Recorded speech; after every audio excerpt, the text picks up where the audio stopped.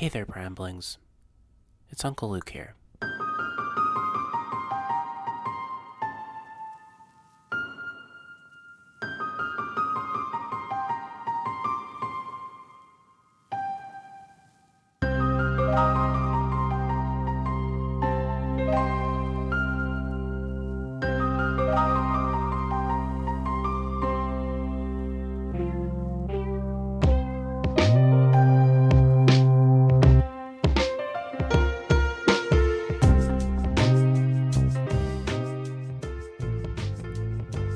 Hello, everybody. How's it going? Welcome back to the Dear Brambling podcast.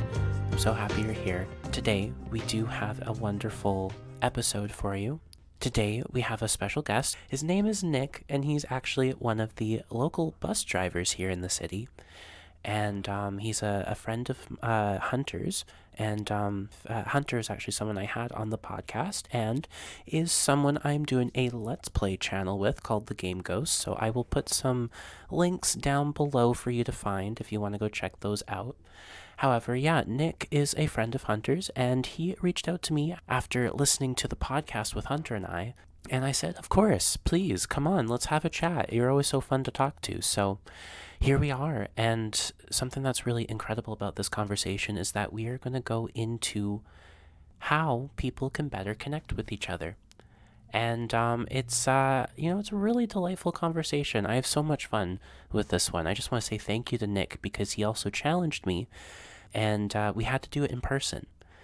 And that prompted then me discovering how to set up an aggregate device on my computer, which is fascinating. I love learning about audio stuff right now. It's a lot of fun. And now that actually learning how to set up an aggregate device is how I'm doing the audio for Game Ghost. So, thanks, Nick. I appreciate you. Now, I should let you know that there is a moment in this podcast where my microphone kind of gives out. I don't know what happened. You kind of hear the click, and then suddenly I fade away into the background. I tried my best to boost the audio of myself. It's not for a very long time, so hopefully it's not super distracting, but things happen, you know? I don't know what to say. When it's live, when I'm out of my routine, things happen. It's okay. You learn from it. Anyways, without any further ado, let us just dive into this conversation, and I'll see you on the other side. Bye for now.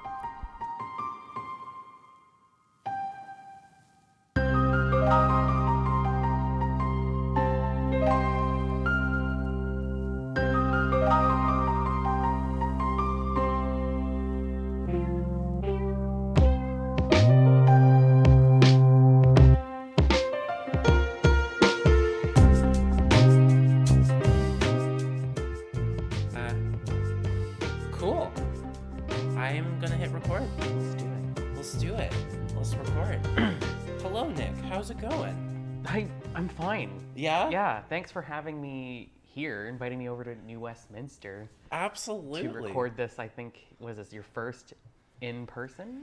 It's not my first in person, but it's my first time actually setting up like the aggregate device and having separate microphones, and yeah, I'm excited. Getting the technological aspects of this hammered down. Yeah, this is like essentially the first step in hopefully having like some sort of regular in-person thing. Yeah. Right? Because you got to have the technology, the setup, the space. You got to get that all sorted out beforehand. No, this is good. And now we're here. Yep. Holy mackerel. Holy mackerel. Holy Right? crow. Yeah. No, this is fun. I'm excited. Yeah. Yeah. Yeah, so I'm so excited to have you. Thank you so much for reaching out and for asking to be on the podcast. I feel so honored. Oh, well, no, thanks for having me. You know, it's a pleasure. Yes. Yeah. So I guess before we begin, I'm just curious, would you be down to tell me a little bit about your story? You could tell a story about your life. You can start from wherever you'd like. But just, yeah, like who's Nick? Yeah. All right. Well, yeah. Hi, everyone. I'm Nick. Luke has just graciously invited me from Richmond. I live in Richmond. I'm born and raised here in the Vancouver area. And I am just a regular old bus driver in the city here. And I'm happy to be doing what I do here, and just love spending time in and around the city and, just serving my customers. That's the fun part about it. So you're a bus driver with the transit system here. Yes. Okay. Yeah, I am. Yeah, What's that like? It's truly fun. Sure, things can be stressful with traffic and whatnot. Roads are getting busier these days. Yeah. I've been doing it for the past 4 years now, so Wow. it's been some time since I first started, and it just feels like just last year that I started everything. But Really? it's been 4 years. We've seen a lot of changes. Things are still changing as we speak. There's lots of people that are using our transit system, which is exciting. It's great. It's great to see people. I love it. I feed off their energy. As chaotic as some days and some people may be, it's something that brings me back every day. Yeah. How did you get into that? Well, I was looking for a change in my career path several years ago. Long story short, I was hoping to get into a career within the aviation industry. I first started, your big kid job, as they say, at the airport, Right. as a guest services ambassador. And I thought to myself, well, this could be an interesting career path to get into. Yeah. I was maybe about 2 years away from finishing up my university degree up at Simon Fraser. Okay. And I thought to myself, yeah, this could be an interesting way to apply what I'm studying right now into the real world. But I thought to myself, well, maybe not. There's always been that passion to work in transit, to be on the front lines there ever since I was a little kid. I've always been a transit nerd. And perhaps some of my friends who might be listening will attest to that. And I feel like I put in my time at the airport, met some great people, saw some really fascinating things, and I decided to take that leap of faith and put my CV in for the bus driver gig. And lo and behold, here I am today. 4 years later. 4 years later. Wow. Yes. It sounds weird to say this, but yeah, I don't know if I'll be looking back. I mean, I've got fond memories of, your past and all that, but we're cruising along now. We're, as they say, keep on trucking. But I'm gonna say, let's keep bussing. Keep busting. As Yes. the kids say these days. I love that. That's so funny. Yeah. No, I love the whole term leap of faith. It makes me think of Spider-Man Into the Spider-Verse. I don't know if you've seen that. I have. You know what? It's funny. I don't follow. I'm not a cinephile. And okay. and I think I was on a plane once, and I think I was watching either the second installment of that series. Like the animated? The animated one, yes. Okay. I don't know. Don't get me right. You know what? Perhaps you may correct me. Your listeners are probably just screaming No, it's right fine. now, like it's wrong. But yeah, that's what it was. A leap of faith. Yeah.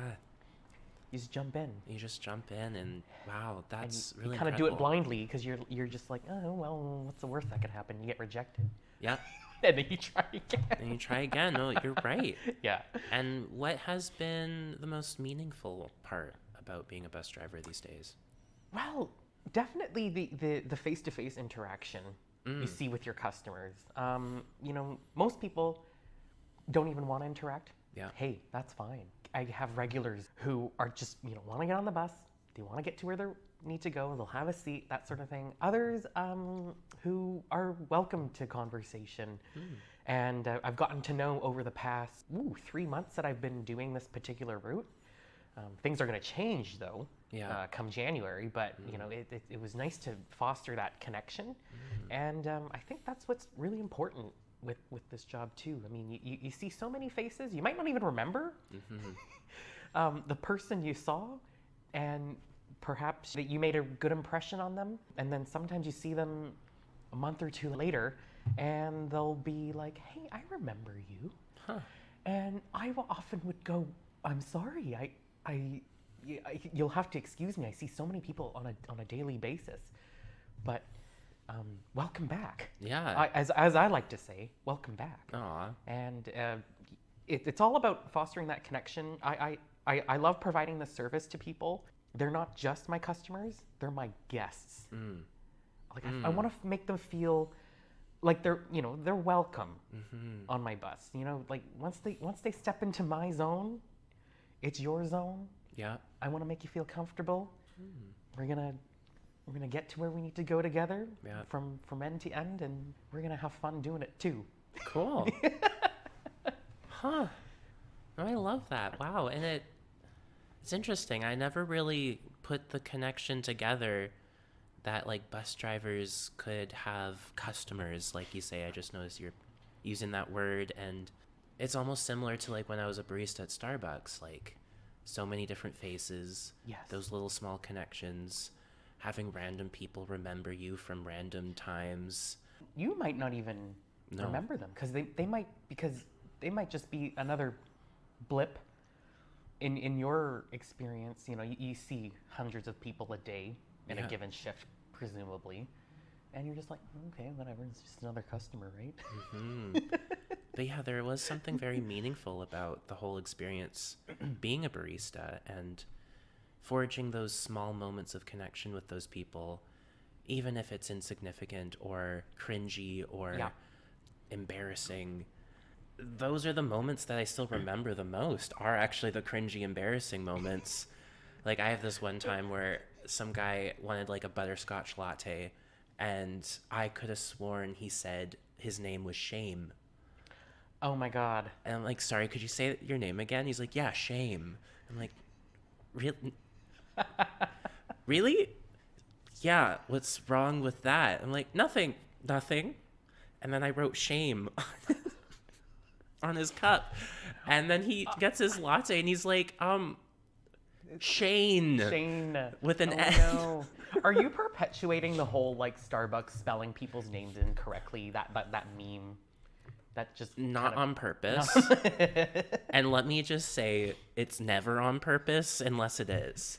That's the worst non-answer I could ever give anyone. But for me, at least, I could say it's never on purpose unless I like ask you, I'm like, do you want me to spell it weirdly? And they're like, yes. I'm like, okay, silent 7. Hey. And we're gonna spell all the L's with 1s.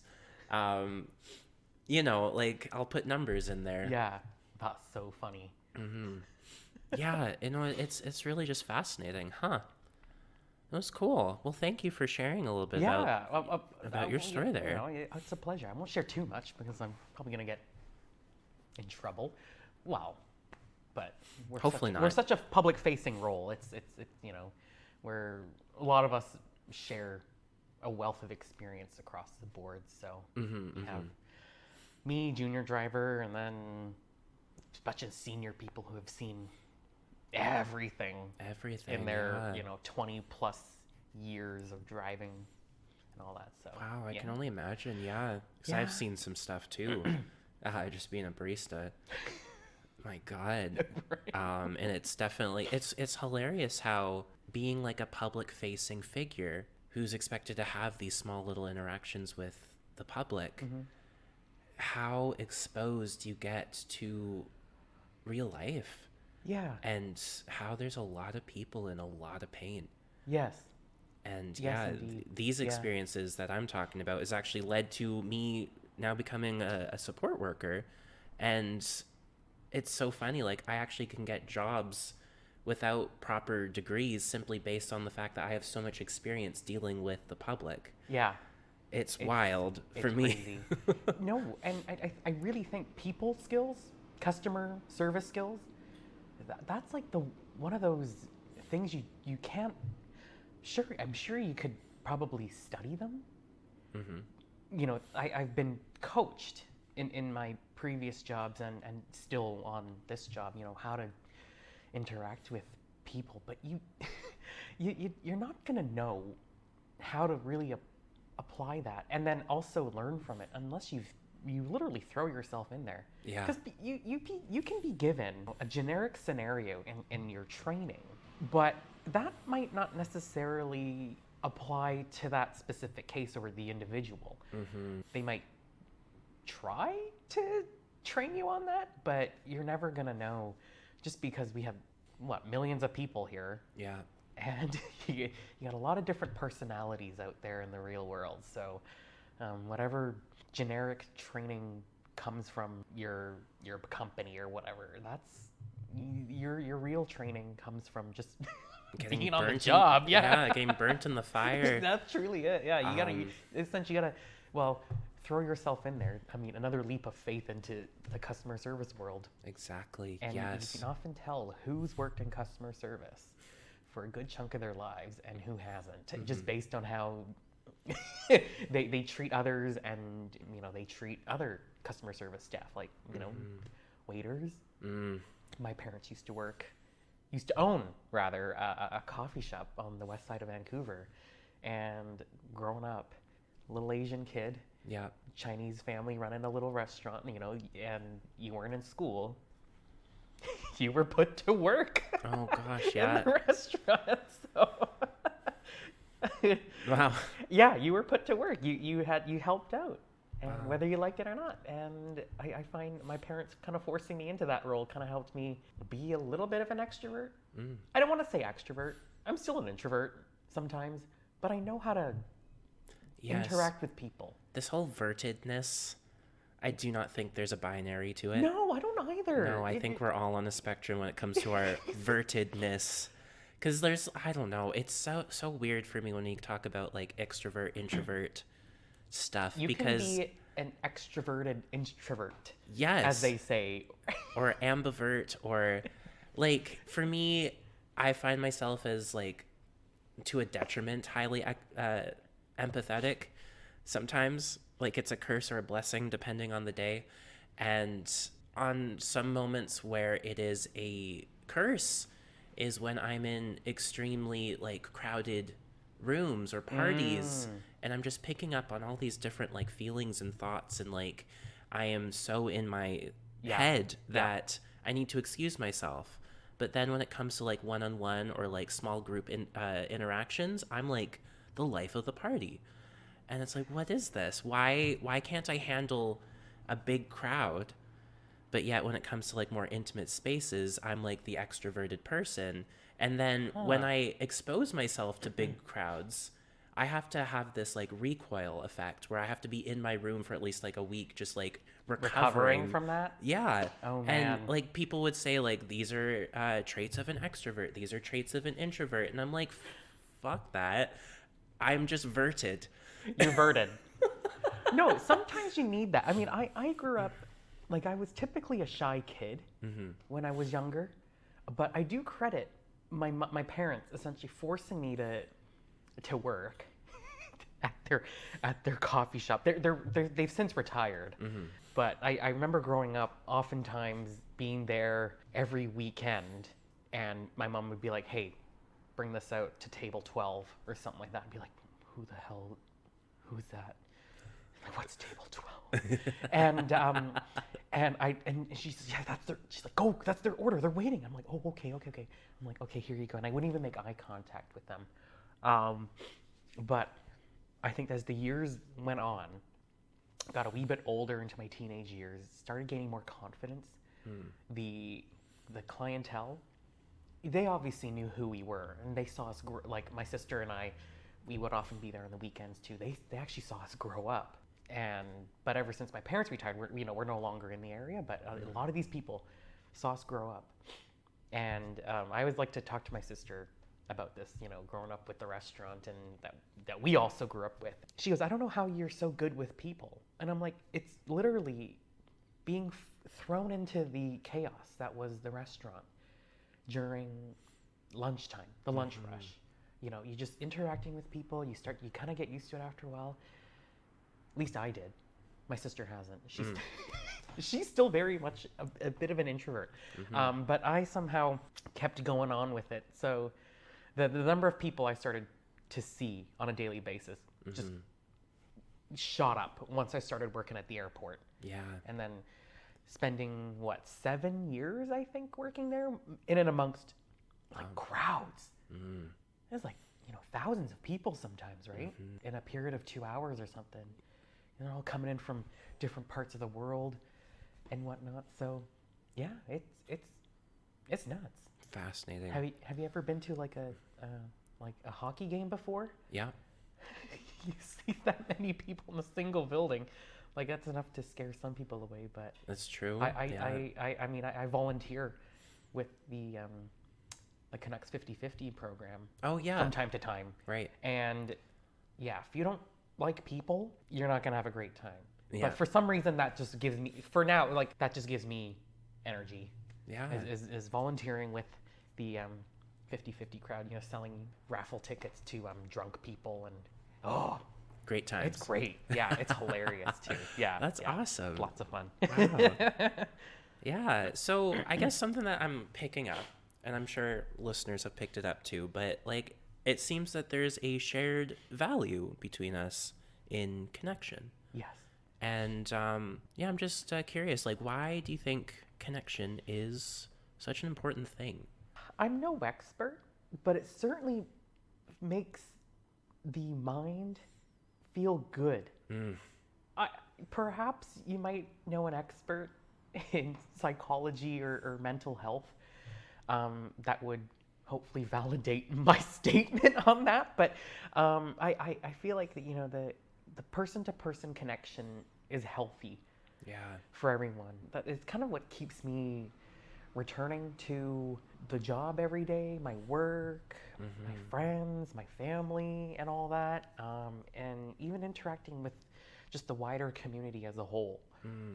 It's just super important to just kind of put yourself out there, and you might not even feel like doing it some days. There's some days where I just wake up and I'm like, oh man, like I am completely wiped. Like I'm drained of my energy. But you somehow just pull up your socks and just head out, and you see people, you just smile at one another, and that's just super important. That just might even make your whole day. You might not even have to talk to anyone, but just acknowledging others' presence, or acknowledging one another, just giving that nod, or just a nice friendly smile is, for me, important.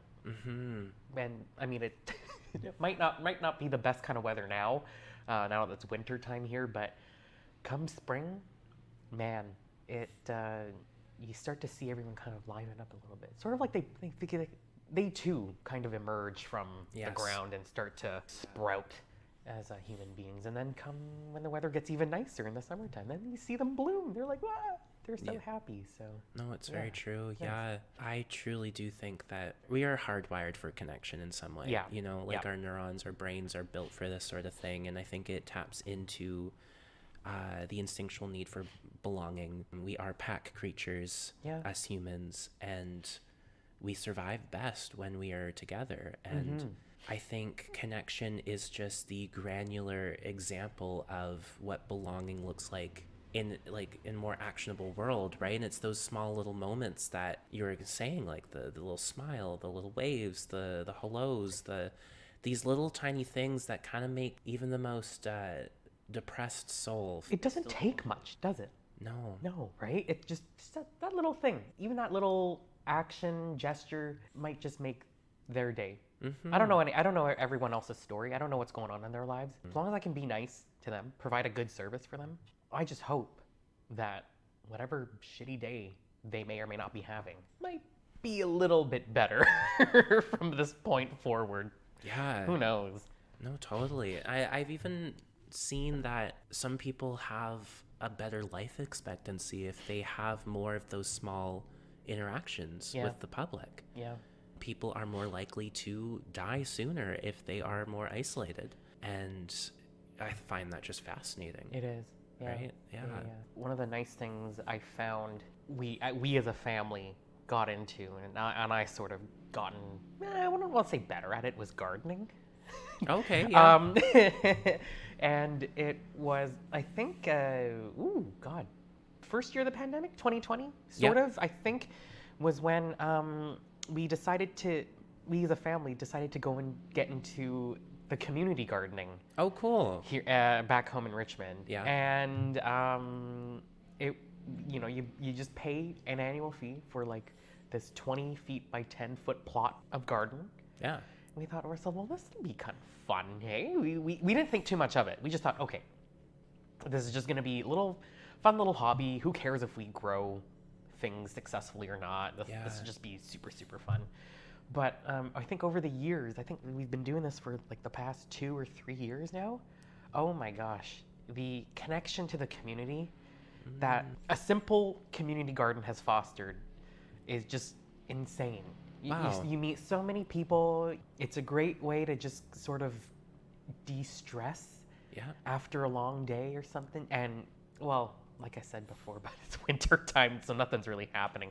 But come springtime, when the weather's nicer, I usually like to just pop by after work, check out the progress on our living things. These are going to be like our food, right? And our flowers and plants like later in the season, and just checking that out. Yeah. Really, I don't know how to describe it, but it really just grounds you, brings you back to the roots of life. It kind of I don't know how do you say it? It brings you back down to. Yeah, it grounds you. I love that. Is that word. what it is? Yeah, it grounds you, right? Doesn't it? Foundations brings you back to your values. Yeah, and there's a special connection with nature. Yeah. And just kind of tuning out everything else. Meditation. The stresses of life. Yeah. And then you see your community garden neighbors or something like that, and you just have a lovely chat over gardening, which is really, really fun. Yeah. And that's one of our ways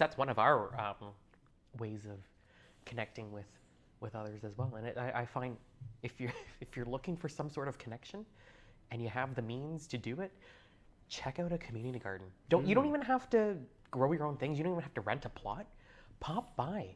Okay. Ask some questions. If you have questions for anyone, any gardener, well, we're happy to answer it. That's amazing. My parents love it when they have visitors to the strolling through the community garden. Oh, they just perk up. Aw. Whenever they are asked questions, or when people talk to them about, oh, what are you growing or whatever. That's and so cool. for retired people, like my parents are retired. They're getting a little older. When they spend so much time at home, having them go out into the community and just seeing people. It's truly beneficial for them. No kidding. Yeah. No kidding. It's great. It's a lovely time. Yeah. Wow. I love that. I might consider doing that. Yeah, just pop by. Yeah. If you're curious about anything, I'm sure like most gardeners would be happy to answer questions about whatever it is you want to grow. Totally. And oftentimes we're happy to share our bounty. The bounty. The bounty. The harvest. If you want beans, but we have a surplus of beans, and we're just giving them away. Some beans. Yeah, left, right, center. It's just who wants beans? Fruit. Yeah, you just plant a few bean stalks, and then you'll be eating beans every day. Wow. It's insane. No, that's so cool. Wow. No, so something that's kind of coming to my mind though is I'm thinking about the individual who wants to be connecting more and knows that it's good for their well-being, but has no idea how to go about that. And like, what are some like actionable strategies that someone could do to help connect with another person in a more effective way? Do you know of any ideas? You know what? Well, Hard question. I know it's not easy. Oh my goodness. Well, it depends on their comfort level, right? True. If you really want to explore and really get uncomfortable, is really put yourself out there. Try to look for opportunities to put yourself in the crowd. But I suppose if you want to talk about baby steps, Sure. is volunteer for your local charity or your local community center. Start small. And then once you're ready to, branch out and look for more connections that way, you can even go the crazy route, which I did, which was, if your time allows and are super flexible, is volunteer with the Canucks 50/50 program. Right. The Vancouver Canucks, they're the local hockey team, if your listeners aren't aware, and they have the charity called the Canucks for Kids charity, and every game, we as volunteers, we raise, or we fundraise through 50/50 raffle sales. And man, when I first did it, I was about to pee my pants because I have not been in an area before where there's, I think, up to like 20,000 people Jeez. for a busy game. Like, this is Rogers Arena we're talking about here. Like, this is like, is a lot of people. And these people are just coming through the doors, and you're this volunteer in the middle of the concourse with like thousands of people just rolling past you, and you're raising money for charity. It's for a good cause. Yeah. But man, I was like, that was daunting the first few times I've done it. But the energy that the crowd brings is like, it's contagious. It fuels you. It fuels you as a person, and what you're doing is a good thing. You're giving back to the community, and that's why I feel it's an important thing to do. But perhaps for someone starting, they might not want to do that for the very first time.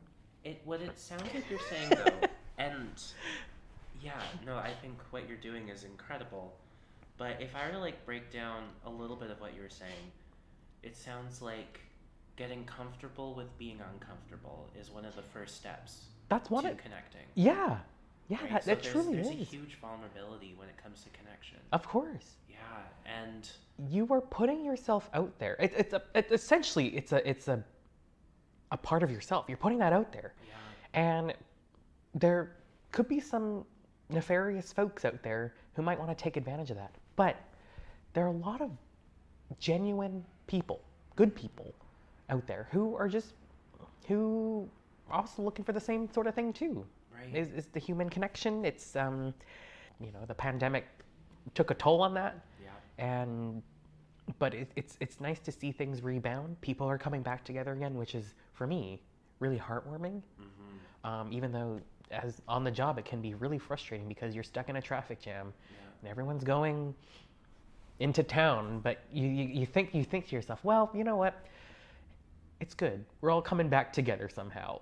And yes, this traffic jam might be really, really frustrating, but it's good to see people out and about again. I think that's the basis of it all. We've reconnected. Yes. After a few years of pandemic disruptions. Totally. And so, okay, so there's a person who's now just trying to start connecting. We've told them that, getting comfortable with being uncomfortable is probably the first step. Now, how does this person distinguish like a meaningful connection versus like just a surface level connection? Like, what could they do? Oh man, I suppose it just starts off with like a simple question, like, how are you? That's all you need to ask. That person may respond with, good, period, end. They might just leave it at that. Yeah. Or they might even start to open themselves up to you as well, and you kind of listen in on them, and that's kind of opening up that vulnerability within yourself to a little bit of others. And I mean, you tread carefully around that. You don't want to divulge too much, I suppose, but No, it's true. It also sounds like what you're saying is there's sometimes actually, I would argue most times there's a body language cue that maybe you'd pick up on. Yeah. Sounds like when you're saying like, how are ya? Good, period.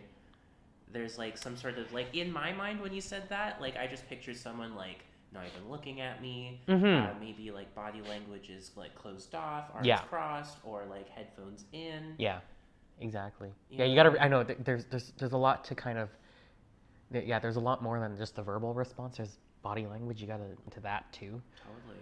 In my experience, at least, most people yeah, when they come on board the bus or something like that, a lot of them are just, you know, I wouldn't want to say closed. That sounds it's a bit much. It sounds like they're just, ugh, don't even want to look at you. I mean, No, they do. Maybe. Yeah, some maybe, but most of them will just acknowledge you. You say, hey, how are you? And they'll say, oh, okay, good.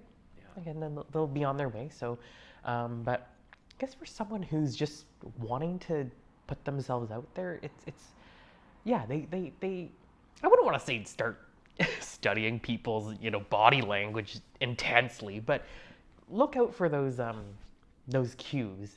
I would say look out for the cues and then also listen to yourself. Yeah. And how you feel about those cues. Yes, exactly. I think that's important information that we gloss over sometimes, is those little butterfly moments or those little nervous moments or those little moments of like actual joy or excitement. You know, like listen to yourself as well. And I think that also requires maybe just, slowing down and like listening down. And maybe some silence. You know what I mean? Like giving yourself some silence to listen. Mm-hmm. You know what I mean? Sometimes when we are quiet, we're just thinking in our heads, and that's not actually silence. No. I don't know. Your brain's going kind of crazy. Right? Yeah, and we're not actually picking up on these things that could actually really help in a connection. Yeah. Yeah. I don't know. Is there anything else? I'd say, I don't know what you said. Slow down and just kind of bring yourself back down to earth, you know? But yeah, I'd say for anyone just starting to kind of get themselves out there, it's, you know, we can say a lot of different things. Like, do this. But in my experience at least, it's you only do something when you're truly ready for it. You know, someone might throw you into something and you're like, oh crap, what am I doing? But you start to kind of open yourself up organically at your own pace. And I think that's just a beautiful thing about human person-to-person interactions. Something that I'm also noticing that you're saying there is, and I find this sometimes with some other people that maybe fall short in some connections, is that when they are trying to contribute to the conversation, they only give like one thread to pull on. Right? Whereas someone who is a little more experienced in connecting with others, they elaborate a little bit more on certain things and giving other people some more threads to pull on. So it's like, you like Pokemon? I like Pokemon. Oh, you like connecting with people? I like that. You like hockey? I like hockey, right? Like, we're pulling on different threads so that people can feel as though they have the choice to keep engaging in the conversation, as opposed to, like, I've met some people where I'm like, oh, what do you do? Oh, I'm an accountant. Yeah. Oh, okay. How are those numbers for you? Closed. What are they called? Those are just like they're they closed close the responses. door. Yeah, they're sort of closed type responses. They're just, that's it. I'm XYZ. Right, but I think there's also, it goes back to that being comfortable with being uncomfortable, and being a little bit more vulnerable is like, here's a few other things about me. Yeah. Would you want to pull on those threads? It's vulnerable, but there's something magical about it too. Yes. Well, sometimes I say a little bit too much when I'm talking to people. So sometimes I tend to ramble on and on and on and on. But oh, that hurts. I mean, yeah. I feel but that. what I really like are you see members of your community, whether you see them often enough, you start to ask them how they're doing and whatnot, and you're certain environments you can start asking them more questions. I mean, I feel like a game show host sometimes. Like this is like the Nick show, but hell yeah. But sometimes I like to poke and prod with, well, that sounds a bit violent, doesn't it? But I like to kind of nudge them. It's like, hey, let's get to know each other just a little bit more. Yeah. Like just this past weekend, I was at the arena doing my volunteer gig, and I just got to knowing a father and son who were buying raffle tickets and whatnot, and I just got to asking them, is first game or anything like that? And they're like, oh no, we've been here before, and we're just visiting. I thought, oh, okay, where are you folks visiting from?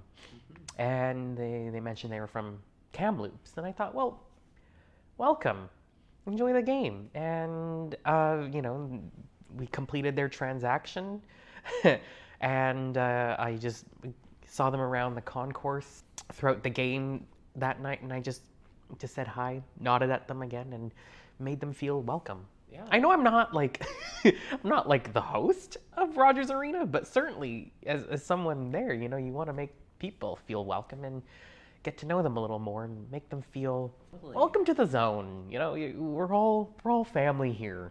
Yes. Aren't we? I find it's those little moments that you're mentioning, those little questions, those little moments of curiosity that we have. That's it. I think it makes the difference between a meaningful connection and a superficial connection. Mm-hmm. Right? Like, Truly these does. people now kind of feel like, oh, Rogers Arena is special. There's an energy about it. It's a welcoming space. The guy that gave me my 50/50 ticket asked me about where I'm from and was actually curious. Yeah. And maybe now I feel a bit more like I belong here. And maybe... Not just an outsider. I'm not just an outsider. Exactly, That's right? what it is, yeah. Maybe I can survive in this environment a bit better now. Yes, exactly. Right? Yeah. Yeah. And I find children like that too. When you're in an environment where it's all mostly grown-ups and whatnot, but when you acknowledge a child, you acknowledge them. It's like you go down to their level physically, and you acknowledge them, and hey, you enjoying everything here? You having a great time?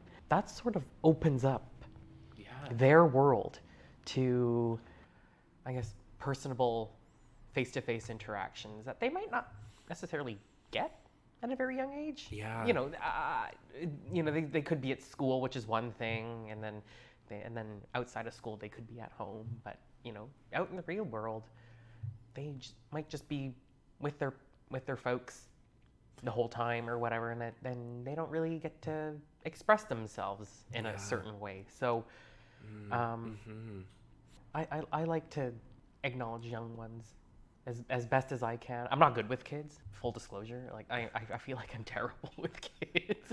Aww. But it's fun to see them wherever I go. They've got this different energy about them, which can be really adorable and really hilarious at the same time, because kids truly don't have a filter. They'll ask anything that they want to ask. They'll say anything they want to say. Yeah. And it just could be the silliest thing ever. But I love that. You kind of go along. Totally. With their energy, which is great. Right. And it also sounds like what you're saying is that I feel like it's an improv thing, but it's the yes and rule, where we're adding on to the interaction as opposed to closing off the interaction. Mm-hmm. And it's especially important, it sounds like you're saying, with kids, doing that yes and following through. And maybe that's the secret to being good with kids, is just let them exist. Yeah. Within certain boundaries. Yeah, but yeah, exactly. I mean, I'm no expert, but like, kids be kids. Answer whatever silly questions they might have. Yeah. Because they're curious about the world. I mean, it's their first time. It's their first time, right? This could be their first experience, at a hockey game, on the bus. Yeah. Wherever. Yeah. And it's a big world out there for little tiny humans. Yeah. Now, something that's coming up for me, maybe it's a little bit of a tangent, a little bit of an aside, I don't know. But I remember when we were talking about this arrangement, this podcast, something that I do with this podcast is I like to ask the guests, like, what do you want to talk about? Because I find that when I spring topics onto guests, they're like, what? I don't know. And something you're mentioning is fight the good fight. And there's a bit of a connection that I'm drawing between what you said there and what we've been just talking about. Mm-hmm. And I'm just thinking about speaking up and using your voice. And when is it appropriate? How can we cultivate meaningful connection while also standing up for ourselves? What do you know about this? God, like, you know what I mean? Do you pick up what I'm putting down? Yes. Yeah. Be firm. I was told, like, in my teenage years, to be assertive. But I think we tend to think of assertiveness as a bit of a bad, negative quality, I suppose. You don't want to be too assertive in your everyday life, but you also want to be firm that you're not going to be taken advantage of. Yes. I mean, I've learned to be firm, I guess, from a young age. You know, in my experience, previous work experience, is to be firm. You know, don't let anyone take advantage of you just because they want their way. Yeah. There are certain things that, you know, sort of are non-negotiable when you're dealing with other people. There's a line that can't be crossed. Yes. You really have to stand up for yourself like that. There have been many instances, as you know, in customer service, there's some people that just want it their way, and they'll raise hell if they're not getting their way. But you have to remain firm. And I feel like the people I who oversaw my work, who supervised me, were supportive of that. One example was, my mom. She's so fierce. Yes. She's one tough cookie. But there was one time, this is years ago, at the old restaurant they used to run. But there was this one customer, just being so difficult with my mom, who, you know, was in charge of taking orders and running food out and whatnot. And this person was just being so difficult with her. My mom just had it. Yeah. Ordered him out. Just ordered this customer out. The rationale behind it was, well, I don't want your money. That's okay. I've got other customers here. Wow. Who need my attention, who are willing to respect me. Yes. You're not doing that. Get out. And my mom and when I heard that story from my mom, I was like, oh my gosh, you can do that? Well, first of all, it was our own business, so we could do whatever the hell we want. But yes, very but fair. That was a really but you know, it's one way that, you know, I've learned you do have to stand up for yourself. Yeah. And especially these days, there's a lot of unpredictable things that can happen. And there's a lot of tension in this world. And yeah, and I learned from that young age, and my mom's little anecdote there that you gotta stand up for yourself sometimes. Don't let yourself be pushed over by some person who thinks they can bend the rules or something and disrespect you. Yeah. So yeah, I suppose that's, you know, one example of fighting the good fight. I mean, you have to do it for yourself. Totally. You have to do it for yourself, because you let that one thing push you down. It's not good mentally, and you're just gonna have, you know, a not so good day for the rest of the day. That you'll have that one thing just kind of sitting in the back of your head for the remainder of the day, and yeah, that's totally not healthy whatsoever. No, a quote that's coming up as you're telling that story is from Prentice Hemphill. And they say, boundaries are the distance in which I can love you and me simultaneously. Yeah, when you kind of like let people's energy poison you in that way, and you give in to their abuse, essentially, you're betraying yourself. And yeah, I mean, I've had so many moments in my life where I betrayed myself, and no, it doesn't last just a day. For me, sometimes it could last weeks, sleepless nights. Yep. Yeah, you think about these, whether you want to or not. Right? They just linger, don't they? Yeah. No, it brings up a lot of ideas, actually, this part of the conversation. Like, recently in our time, like, I'm not wanting to get political. I'm not wanting to, like, take sides. I just want to acknowledge that, like, there are some wars going on in our world right now. Yes. And people are so activated about these wars. There's so much political bullshit going on, and there's a lot of people taking sides everywhere. And I am seeing celebrities getting canceled. I'm seeing friendships crumbling. I'm seeing families divided. And it's frightening what I'm seeing. It's so unfortunate.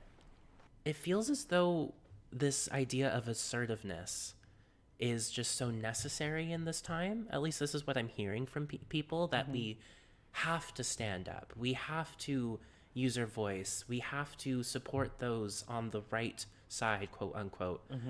I don't know. Do you have any thoughts about this without trying to like doxing ourselves or like getting too political? Just this whole idea of like someone expressing their point of view, and then suddenly people are just so quick to pull out their metaphorical daggers and hold it to your throat. Oh man, I don't know. Am I getting too?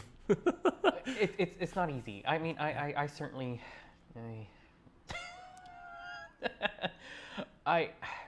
with all the conflict that's going on, I don't even want to pick a side, because frankly, I'm not that informed on this. So it would be difficult for me to, pick a side without being informed in what's going on. There's a lot of information. There's coming a lot. There's a lot to digest. There's a lot of sources of information. It's a big meal. Oh yeah, yeah. There's a lot to digest from this meal of information that we're being fed to us every day, every minute. You have to be careful though about the kinds of information you're seeing. And that's being provided to you, and where it comes from, and whether it is, these things are verified or not. So, yeah, I don't, all I can say is that amongst my friends and I, we have political differences, ideological differences with politics and all that, but somehow we're still able to put those differences aside and still hang out and have a drink and have a meal and and still get together every week or so and just put those things aside and just have a good time as friends. Because I mean, I don't want to say don't get involved in politics. Get involved, be informed. That's important for our democracy, but also don't let it consume too much. Where's the boundaries? Yes, right? you do need that boundaries. Yeah, again, yeah. There's a limit to, I guess, a limit to how much you want to express yourselves politically, without kind of getting too weird with others. I suppose there are a few people out there who make the certain political ideology their whole lifestyle, which I think personally that's a bit much. But it's not a bad thing to have your political leanings here and there. Oh, absolutely. But so long as it doesn't particularly ruin your friendship or your family or divide anyone, it's yeah. Would it be okay if I nerded out a little bit with you? No, I mean yes. Go ahead. Okay. No, go ahead. Okay, cool. Because what's coming to mind right now is my favorite TV show, Avatar the Last Airbender. Have you seen it? It's okay if you haven't. No, I haven't. Don't Full worry. Disclosure, no. That's okay. I know. People are probably screaming at us. No. Why have you even seen it? Stop screaming at Nick. It's fine. It's fine. I don't expect everyone to know exactly what I love. So what's coming to mind is there's this episode in the show where there's this town or the city called Omashu, and it's one of the major cities in the Earth Kingdom. And it's run by the main character. Actually, the main character is like 112. He was frozen in ice. Anyways, he's a 12-year-old boy, but he's actually 112. Okay. But his oldest friend, who is still alive, is the king of Omashu, which is amazing. He's lived over 100 years. And they, in one of these episodes, I believe in season 2, they go back to go meet him, the king. His name is King Bumi. And they find that the Fire Nation had actually conquered the city. And to their horror, they're trying to find King Bumi and trying to see where they captured him. And when they finally find him, King Boomy then tells Aang, the main character, like, stop trying to rescue me. Stop it. Stop it. And he's like, what do you mean? I'm trying to, like, let me help you. And he's like, no, like, so Aang, let me teach you about something. There's this thing called jing. And I don't know if they get some inspiration from other philosophies in real life, but there's positive jing when attacking, and there's negative jing when defending. And then King Boomy introduces us to this thing called neutral jing, where you do nothing. And in the world of Avatar, firebending is very much attuned to positive jing. You have to be very much on the offensive. Airbending is very much negative jing, where it's very much like evade and avoid. And earthbending is rooted in neutral jing. And waterbending is kind of a mixture of both positive and negative. You go with the flow. You push and pull. King Boomy then describes to Aang that his earthbending teacher needs to be someone who's mastered neutral jing. Someone who waits and listens before they strike. And along Aang's journey, he finds Toph, who is a 12-year-old blind earthbender who... she loves fighting. She's literally the reigning champion of Earth Rumble 6, which is like the WWE of earthbending. Yeah. And she's literally dominating like fully grown muscular men who are like skilled earthbending fighters. She's like literally wiping the floor with them. Damn. But she's blind. And we find out that her blindness is actually the reason why she's so powerful, because she has to wait and listen to the earth before she strikes. And so when Toph eventually starts teaching Aang how to earthbend, she tells him that earthbending is a stubborn element, and you need to be just as stubborn as earth, right? You have to be very steady in your stance, right? And so with all of this nerd out that I just described, how do we translate this into real life? Well, the things that I'm picking up is that it's important to wait and listen before you strike, and to be firm in that, firm in your stance, right? And so that is a wonderful analogy. Yeah, what are your thoughts about this? That's brilliant. That is truly brilliant. No, and I think that's really important to for a lot of folks. Is just steady. Yeah. Like slow and steady wins the race. I mean, life isn't a race, mind you, but you know that what Aesop's fables. Slow and steady wins a race. Yeah. You know, the tortoise and the hare. Yeah. But I think restraint is a good thing. You feel much more comfortable in your everyday life. Even just a simple stroll down the street is just a lot more enjoyable when you're kind of steady. You wait and listen. Yeah, I think waiting and listening is probably one of the wisest stances we could take in this current age right now, or these days with like all the wars and the unrest that's going on. It's disturbing. However, I've been finding some really insidious things going on for those who are really involved in their positive jing. That if we aren't taking a side, then we're just as bad as the oppressors or the bullies, or right? And there's this shame that they use to essentially manipulate and coerce these people that are trying to just wait and listen for the right moment to strike and trying to protect themselves. And I think in a sense it's insidious because they're out there in the arena being very vulnerable, attacking and fighting and using their voice for what they believe in, which is great. I'm not dissing that, but the manipulation of those who are still deciding, you're demanding people to betray their values so you can feel more protected. Yeah. Ugh. Oh, it's a little nasty out there, isn't it? Yeah. Isn't it? Yes. Well, they just this part of the conversation reminded me of a lovely song. This is from years ago, though. Amanda Marshall, who has a song called "Everybody's Got a Story."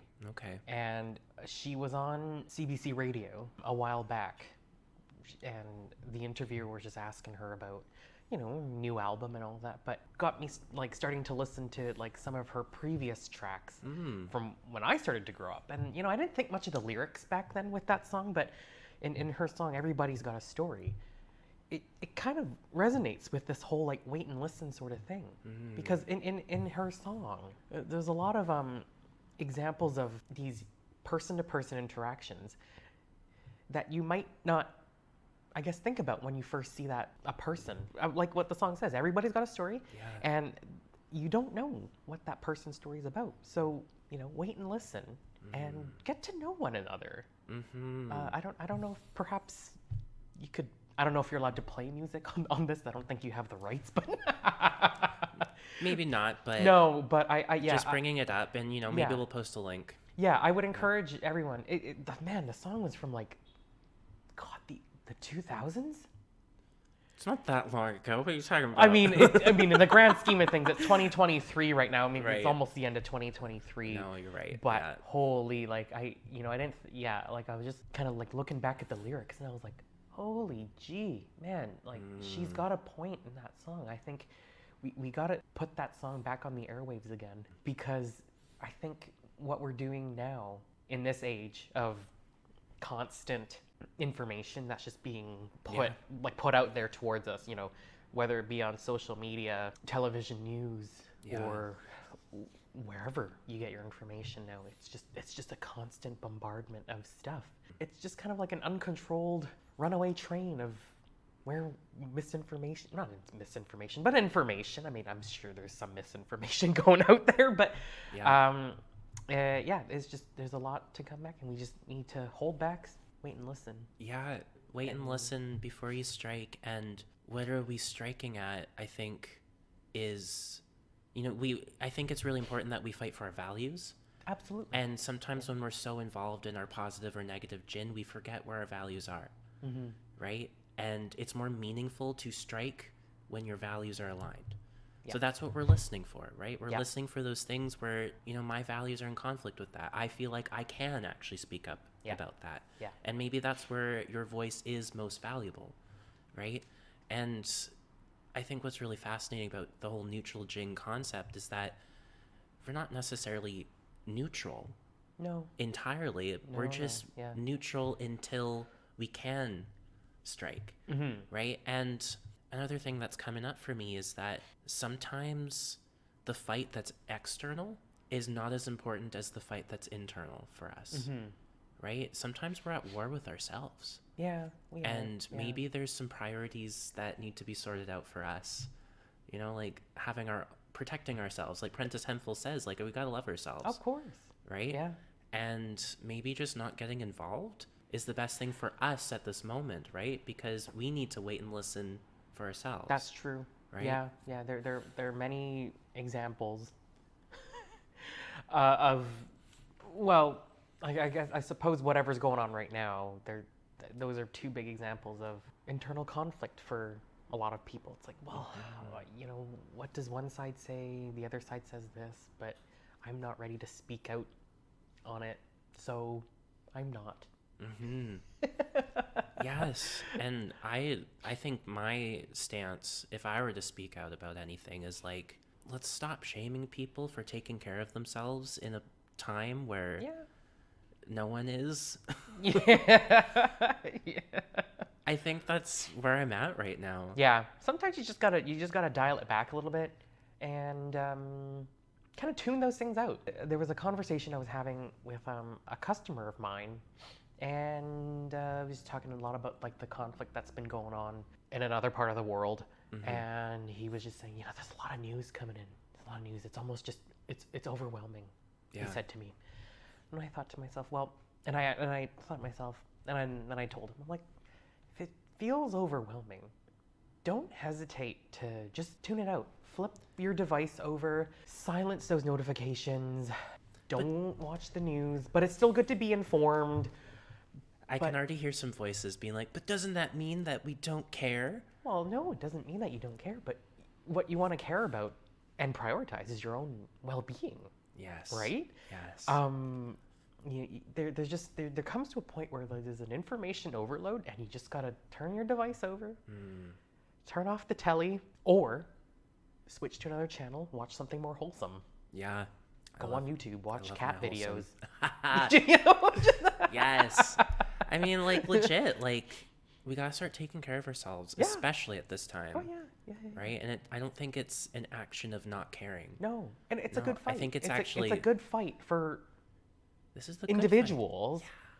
And you do need, everyone talks about self-care, and you do need to partake in self-care, whether that's tuning out the world, just putting on some good music, going out for a walk, exercise. That's what I like to do, at least exercise, because that at least irons out my stresses, at least. I need to jump back on that bandwagon. Or watch food YouTube videos. Oh my God, I actually got caught up in that the other day.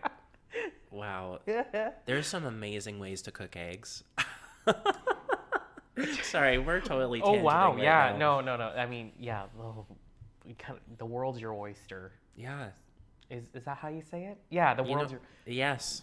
Let's say Not the oyster's your world, but the world's your oyster. That's how it is.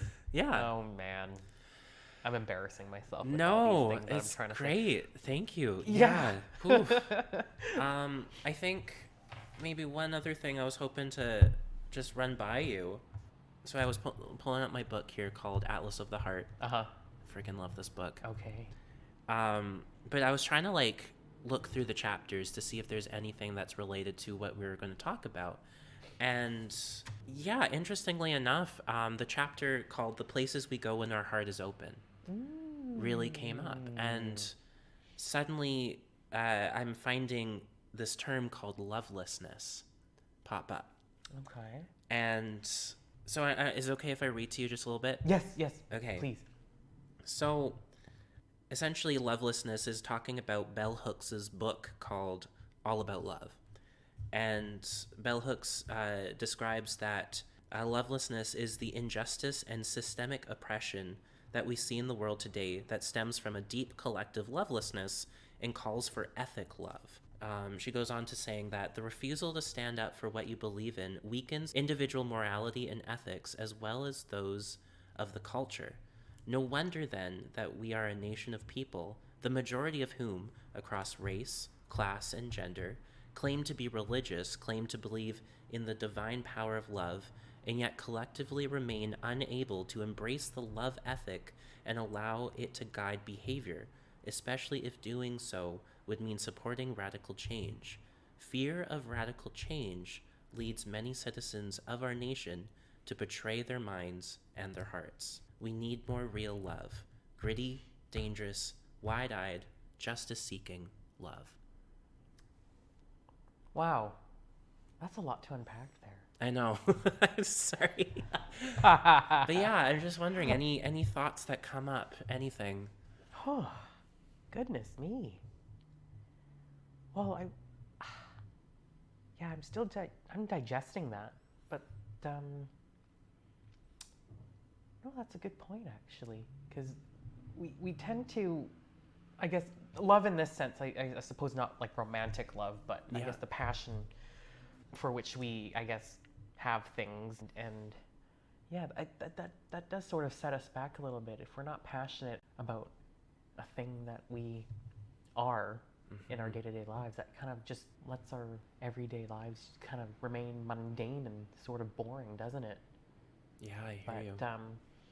I feel like I said, that's a lot to unpack right there. It's a lot to unpack, I know. But I feel like, the things that at least I have love and passion for change the world somehow. I hopefully it does. I don't know if it actually does, but changes your world. It certainly changes my world. I feel good about it. And you are a part of the world, so I guess a part of the world did get changed. Hopefully. I certainly hope it does. Hopefully that logic checks out.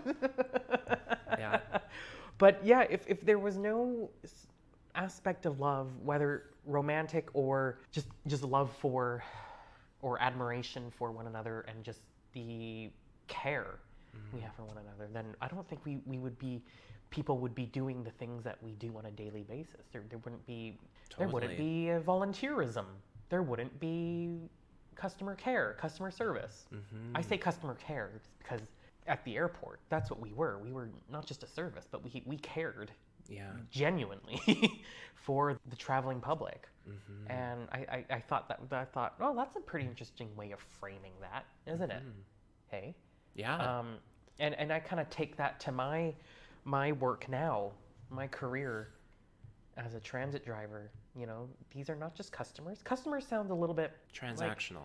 Transactional, which it sort of is, but I always prefer to say guest. Yes. Like, as you probably heard me say that earlier. I did, in the recording there, but I say guest because that's what they are to me. They're a guest. They're not that the bus is my home, but it certainly is kind it's of your like home for those 8 hours or whatever. It's my office. Yeah. Welcome to my office. This is my little workspace here, but you are a guest, and I want them to feel like they're appreciated, which I am. I'm appreciative of the clientele. Yeah. And and it's just kind of like one example of my love for the job and my love for the people that I serve, right? It's just my thing. It's just my spiel. Yeah. I'm just trying to. Well, that's insane. I'd like to read that though. Oh, this book is amazing. Yeah. Oh my gosh, you want to learn about your life? I'd like to see that actually. Yeah, here I'll pass it over. Thank you. I got all my Pokemon bookmarks in there. Brene Brown, Atlas of the Heart. That's wonderful. Is this your own book, or did you? This is my book. Oh, I even write in it. Oh, you wrote in it. Oh, okay. You can see all my little annotations and. Which did we get it from? Oh shoot, which part did we? The further back. Wasn't it? It's the Snorlax. There you go. Oh, I lost your bookmark. That was me okay. Screaming. I want to take a picture of this. Yeah, and totally. Have a read. I want to digest this more. Totally. It's it's fascinating because I think, in a sense, if we are so going back to the jing concept, if we are so wrapped up in our positive jing, we forget that when we are engaging with an opponent, I think there still needs to be some sort of love and respect for that person. Yes, of course. I think what's getting burnt away or dissolved away right now is that love. And it's turning into actions of lovelessness, and it's turning into cruelty, and it's turning into shame. Yeah. And we can have ideological differences. Exactly. But yeah. sometimes the love for each other just doesn't change. It's suddenly apparently now a matter of morality. Yeah. Which, I mean, maybe for some topics, yes, but it is. It's tough because you see these ideological political differences. They will divide families. Yeah. Man, that's so. And that's then hard, man. Yeah, and that division will erode away any love. Yeah. And that's the real crapshoot, the real tragedy of this whole thing. It truly is a crapshoot, isn't it? Yeah. Yes. Yeah. Oh dear. Yeah. That's lovely. I'll take a picture of this after, but yes. Totally. Well, Nick, I'm just curious. Would you be down for a quick little rapid fire to wrap things up? Bring it. Okay. Cool. So also I just want to mention, even though I say rapid fire, take as long as you like. Oh, okay, whatever. okay. So because some of these questions, if you want to tell a little story, okay. That's fine. Okay. What does vulnerability mean to you? Oh. See? Take a minute. It's fine. Oh. Yes. Vulnerability. What does that mean to me? It means opening yourself up to others, whether it be a bit of a sensitive part of yourself or not. But yeah, you're free to be as vulnerable as you want with other people. The gist of it is just opening that one aspect of your life to another person who may or may not relate to that chapter or aspect of your life. But sometimes it backfires. Yeah. A bit of a TMI moment, but sometimes it actually just can foster a whole new connection, which is wow. We were just talking magical, about that. Wasn't it? Yeah. That's amazing. Yeah. Thank you. Who's your favorite musician? Oh, no. I don't have just one. Okay. Who are your favorite musicians? Oh, golly. Do I want to reference Spotify Wrapped? Am I allowed to? I guess there's so. a bunch. I mean, there's what? Who came up on top this year? Charlie XCX. Okay. True Bops. True Bops. Florence and the Machine. Okay. Really good. Very passionate music. Yes. You put on a good set of headphones, and I think there's this one song that just kind of like not transcends, but just I get transported. That's the term, transported to a whole different like zone. What's her song? I think it was called My Love. Okay. By Florence and the Machine. I love some good Madonna. Her older stuff. Okay. St. Vincent's always good. Okay. I haven't listened to her in a while. I'm not sure if I'm familiar with St. Vincent. Indie artist. Okay. Good stuff though. Lately, it's been Ice Spice. Nice. Her songs are really catchy. Yeah. Like the Deli song. Was it something? She a baddie? She showing her panty. That's one of the. Yeah, it's all like on TikTok or whatever. And then I think there's this other one called. This is another really catchy one. Although not my favorite, not quite favorite artist, but lately it's just been on rotation. Yeah. On my gym playlist is Aaliyah's Interlude. Her song's called It Girl. Okay. Oh, it's a feel-good song. Okay, good. Like, you're going out for the day, you're getting all dolled up or whatever. You put that song on, man, you'll feel like $1,000,000. Nice. With Okay. that song. Yeah. So. Good. It's just a. Yeah, I need a little more feel-good. My Spotify Wrapped told me that my music taste is that of a vampire. Oh no. And like, yeah, it's just been like a lot of lo-fi music. I like to just put on my headphones, and when I go for my walks or with my transit, I paint the space with lo-fi, and everyone's just like, "You're boring, Luke. That's what you study to." And I'm like, "I'm studying life. Shut up." Life. You know what's not bad? Is a classical. You don't even know who it's composed by. You could, I don't know. Yeah, the Dark Academia music playlists. I love those. Anything and everything. Like, I mean, I like Tchaikovsky. Nice. Just gonna name drop a few composers. Right. Just to make myself sound a little bit more. Do it. Distinguished, but yes, a good Tchaikovsky or. Pinkies up. Yes. Yes, but no, Tchaikovsky. Cool. Or who's the other one? There's a few. Beethoven's too mainstream. Everyone just. Yeah. He just he's everywhere. Beethoven. He is. But there's some good Philip Glass stuff too. Anyhow. Cool. That's awesome. Yeah. Do you have a favorite TV show? I know I talked about mine. Jeopardy. Nice. Actually, that's true. When I'm like, I have you on Instagram and your Instagram stories. Every day, if it's a good category, if it's a category that I think my friends would enjoy, usually it's food. Right. We all love food, don't we? I like to repost some of the clues that they put up on TV. Yeah. And I like to quiz my friends on it. And they actually, surprisingly, a lot of people respond back to me. Do they? Yeah, they do. And I got the solutions down, so I like to quiz them most days. Not every day. I don't want to go overboard with them. But yeah, Jeopardy is something that I watch religiously on a daily basis. I actually have to schedule my shifts. Yeah. So that I make it at home. Make it home in time for Jeopardy. 7:30. I love that. Monday to Saturdays. On. Am I allowed to drop the network? Sure. On Check. Yeah. Check or ABC. Okay. But there you go. Cool. It's so informative. But yeah, Jeopardy, and these days it's just Jeopardy. But I've got some good sitcoms that were one of my favorites, like The Good Place. Oh yeah. That one's a lot for me right now. Fun little show. I mean, it's just, yeah, it's great. It's a great one. And I can't be on this podcast and not mention 30 Rock. Okay. Parks and Recreation. Yeah. Never got into The Office. Sorry, Office fans. That's fine. Everyone's different. And I think Frasier. Yeah. Okay. So those are one of my favorites. But yeah, Jeopardy these days Top.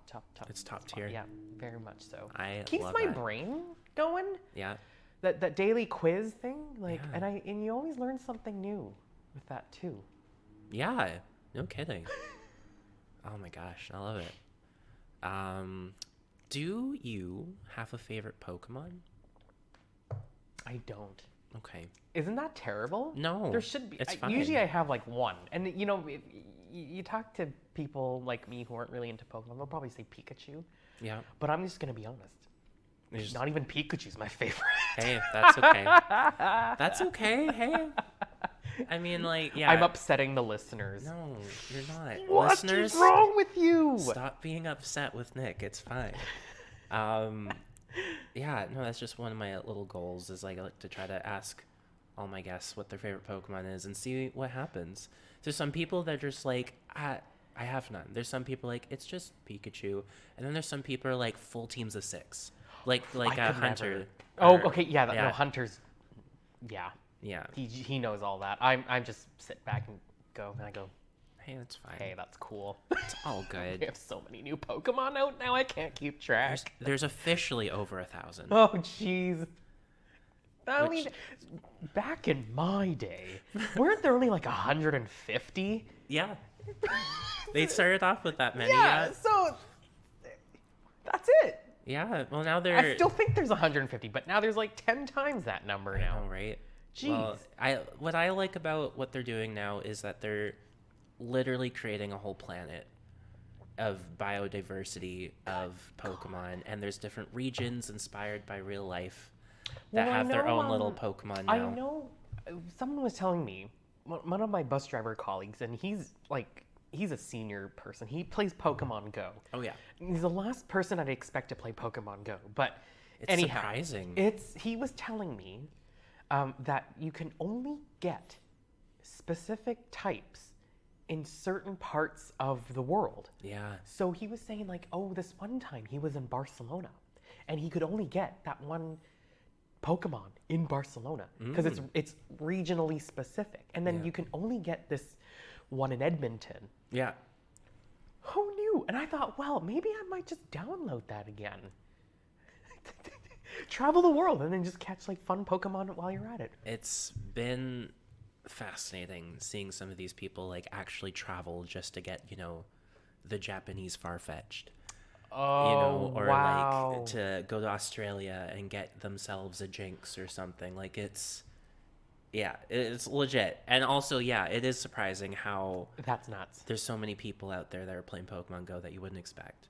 No, I mean, I don't blame them. It's also really easy to do when you're on transit Yeah. because you're just sitting there. Yeah. I'm doing all the work. I'm doing all the driving. Yeah. They can just sit back and just. Right? Right? Oh, it's amazing. Great. It's great. Yeah. Okay, Nick. So, if you could have a dinner with any 3 people, living, dead, or fictional, who would they be and why? Ina Garten.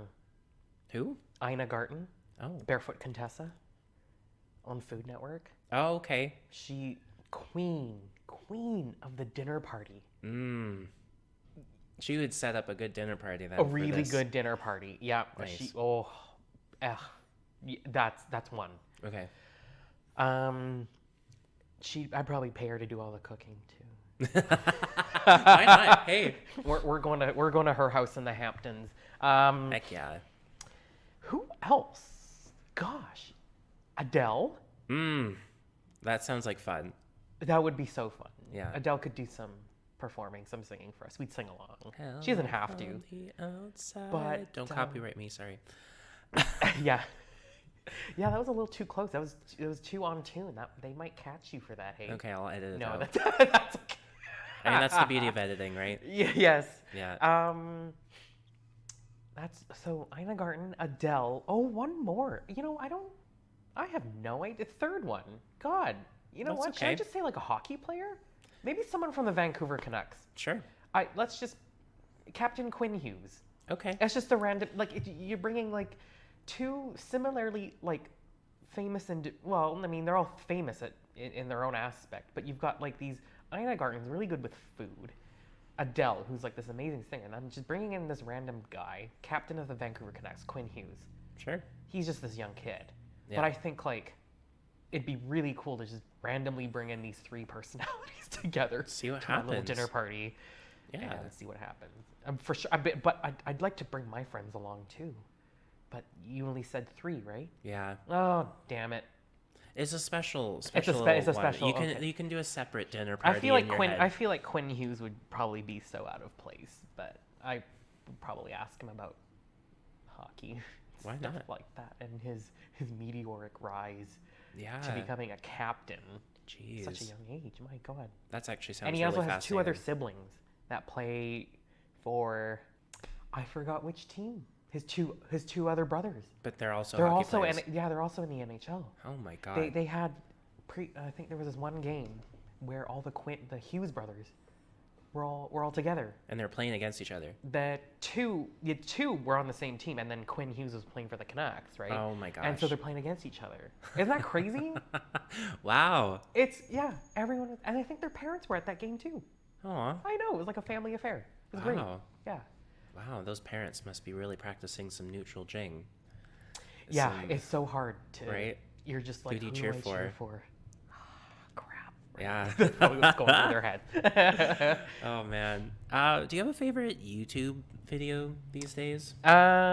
These days I am watching a lot of what's on my feed these days? Food. Okay. I'll name drop this one guy.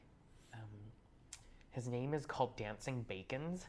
What a name. I know, it's great. And essentially what he does is makes these videos. Mm-hmm. I think he must attach a GoPro to his Okay. chest or body or neck or something like that, and it's like this point of view. Cooking. Not cooking. Oh. No. He just does like food reviews. So what he does a lot of like vending machine videos. So he'll go to like these Oh. unique vending machines in Asia Mm-hmm. or convenience stores on his travels, like in Japan, Korea, and all that, like markets and all that, and he'll just record. Huh. He doesn't do any commentary, Oh. which is the really aesthetically pleasing part of it, because all you hear are just like the ambient sounds around him. Okay. And just a random assortment of videos, but it's really cool. He'll often does a lot of unique vending machines. Yeah. He'll often go to unique 7-Elevens in Asia and also try a bunch of different instant or quick food products, like Okay. like the convenience foods. Yeah. And he'll just review them. Wow. Not really review them. I don't think he just kind of provides his own commentary, like in the text. Doesn't say anything. Doesn't really give a rating, but it's all there just to kind of like imagine. You can kind of immerse yourself in what he's doing there, and it's very aesthetically pleasing. All you love hear that. is like the white noise of the street or something like that, and then he doesn't do any talking. Wow. So it's just something to put on the background. Huh. Huh. I know. Yeah, it's really cool. That is really cool. You know what? And you Huh. get to do a little bit of like traveling around the world with him. He goes to That's he goes to amazing. Japan. I think he's from like Singapore or something like that. He goes Okay. yeah, and he'll go to Japan, Thailand, Singapore, Malaysia. He goes around places. Yeah.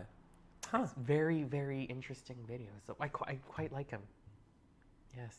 I love that. Okay. Check Cool. it out. Yeah. All right. So last question. Oh no. I know, right?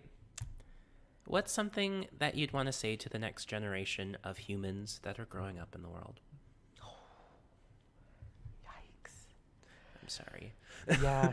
The hard questions. Oh, this is really hard. Yeah, as much as I like to make fun of Gen Z now for whatever weird things they get up to. I think they all have it down for the years to come. Mm-hmm. That's what the generations ahead of our generation thought we were too. They thought we were weird and whatnot, but somehow, we're around. We're doing the thing. We're doing the thing. We're fighting the good fight. We're standing up for ourselves. We're getting shit done. We're standing up for ourselves. But yeah, I don't know. It's what I'd say to the next generation is that it won't be easy. A lot of things, a lot of challenges going on in this world. I mean, a lot of them had the pandemic. disrupt a good chunk of their childhood or adolescent development. Yikes. I don't want to wish that upon anyone. Because I think when we were growing up, we had SARS. Yeah. But that wasn't as bad as COVID-19. No, yeah. Was it? No. Everything was shut down. Yeah, the SARS thing just like ended the moment it began. Sort of, yeah. I mean, I don't really remember much, but I certainly don't remember lockdowns. Yeah, no, yeah. So, yeah, I know for some people it'll be hard to kind of rebound from that mentally. But I'd say just keep on trucking, keep on bussing. Keep on bussing.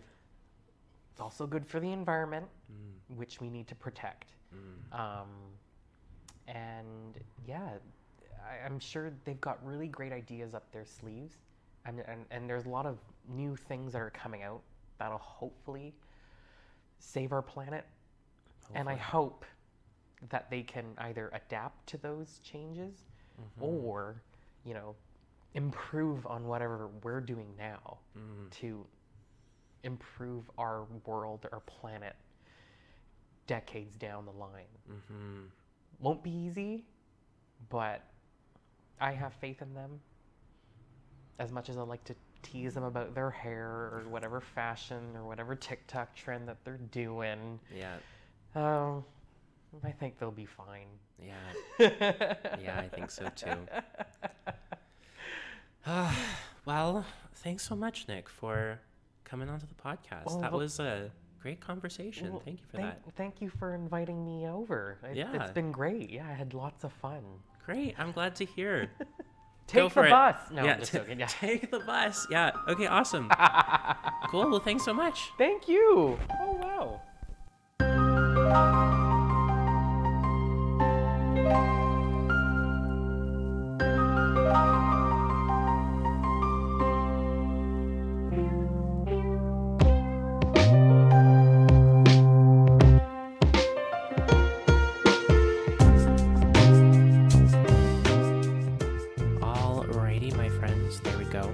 My conversation with my friend Nick there.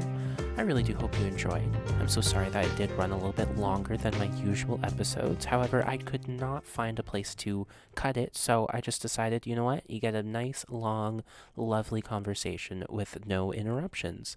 So there you go. You're welcome. I hope you enjoyed. Now, I do hope that you found this conversation as entertaining and informative as I did having this conversation, and I do just want to give a wholehearted thank you to Nick for popping into the podcast here, for challenging me to do an in-person setup, and for helping me understand how to set up the audio for the Game Ghosts. It's all because of you, Nick. Thank you so much. And yeah, if you want to check Nick out on Instagram, I will have his links down below in the description. And yeah, guys, just know that connection is such an important thing. And yeah, I love you so much. I hope you're having a great day, and I'll talk to you later. Bye for now.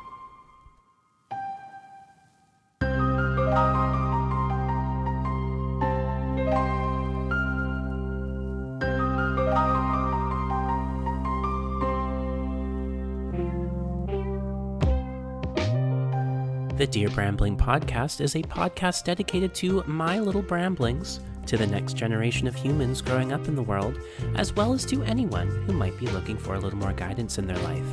It is hosted by me, Luke Benoit. Editing and sound design are by Cedar Picture and Sound, MB Productions, and Hideout Productions. The music that you're listening to is called Curiosity, and it's composed by Matthew Grazier at Grazier Music. The logo was designed by Misaki at HostessMisaki on Twitch TV. And if you'd like to follow me on any social media, you can do so on Twitch as well as on Instagram at Lucatronosaurus Rex. And to anyone who is listening to the podcast this far in, I just want to say thank you so much from the bottom of my heart. I really do appreciate it. I do, however, need to say that this podcast was brought to you for education and entertainment purposes and should not be used as a substitute for actual licensed coaching, counseling, or therapy.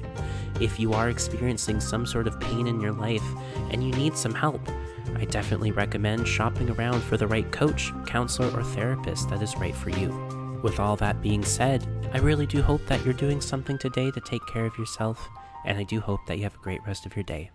Bye for now.